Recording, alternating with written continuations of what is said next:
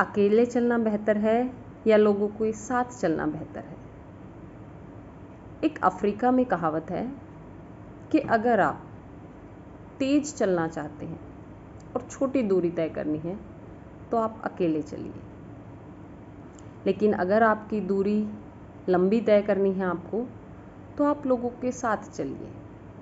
यानी कि आपको छोटा चलना है तो अकेले चलिए, और अगर आपको लंबा चलना है तो लोगों के साथ चलिए। यही क्वेश्चन जब गौतम बुद्धा से पूछा गया तो उन्होंने जवाब दिया कि मूर्ख के साथ चलने से बेहतर है कि आप अकेले चलें। आपके जीवन में कोई भी परिस्थितियां हो तो चुनना आपको होता है। जब परिस्थितियां बहुत खराब होती हैं, भयंकर होती हैं, तो चुनाव आपको करना होता है। या तो आप उनमें से निकलकर खुद को और बेहतर और मजबूत बना सकते हैं, या फिर बैठकर रो सकते हैं। चुनाव आपका होता है। ये मायने नहीं रखता कि परिस्थिति कितनी भयंकर है, क्योंकि परिस्थिति कैसी भी हो वहाँ पर आपको अपनी मनस्थिति को संभालना होता है। और जब आप उस परिस्थिति में से निकल जाते हैं तो आप अपनी खुशहाली और विकास के एक नए आयाम पर आ जाते हैं। क्या आपको पता है कि आप कितने बड़े इंसान हैं, कितने महान हैं? क्योंकि आपके शरीर के 60 ट्रिलियन सेल्स और सारे ऑर्गन्स आपके ऊपर डिपेंड हैं।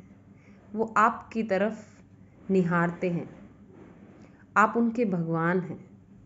वो आपकी तरफ देखते हैं कि आप क्या खाते हैं, कैसे वर्कआउट करते हैं, कैसे उनको हेल्दी रखने का काम करते हैं।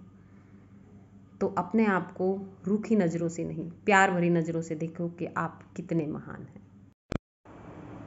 केवल कड़ी मेहनत करने से कुछ नहीं होता। बचपन से हमें सिखाया गया है कि अगर आपको पढ़ाई करनी है, अच्छे नंबर लाने हैं, तो आपको कड़ी मेहनत करनी होगी। कोई काम करना है, व्यापार करना है, तो भी आपको कड़ी मेहनत करनी होगी। आपको लगता है कि कड़ी मेहनत से कुछ होता है? कड़ी मेहनत करने से तो हमारा जीवन एक गधे जैसा हो जाता है। अगर कड़ी मेहनत से ही सब कुछ होता तो गधा गधा नहीं रहता।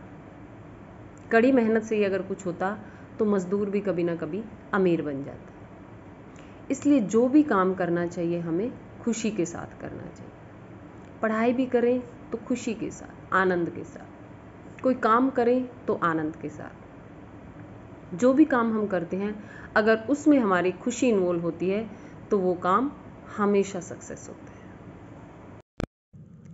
हम सब ने बचपन में एक डर को फेस किया है। जब हम छोटे होते थे या अंधेरे वाले कमरे में जाते थे, जब वहाँ से वापस आते थे तो ऐसा लगता था कि आपके पीछे कोई है, और वो डर हमारा तब बहुत बड़ा होता था।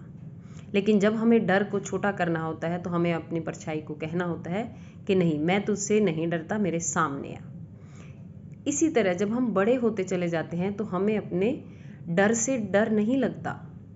क्यों? क्योंकि हमारे डर छोटे हो जाते हैं और हमारा विश्वास बड़ा हो जाता है। इसी प्रकार डर से कभी मत डरिए, और डर का जितना सामना करेंगे वो उसका छोटा होना शुरू होना निश्चित है। एक बार एक व्यक्ति को टीबी हो गया और वो टीबी की दवाई लेने के लिए वैद्य जी के पास गया। वैद्य जी घर पर नहीं थे, वो खेत में गए हुए थे, तो वो व्यक्ति खेत में ही चला गया।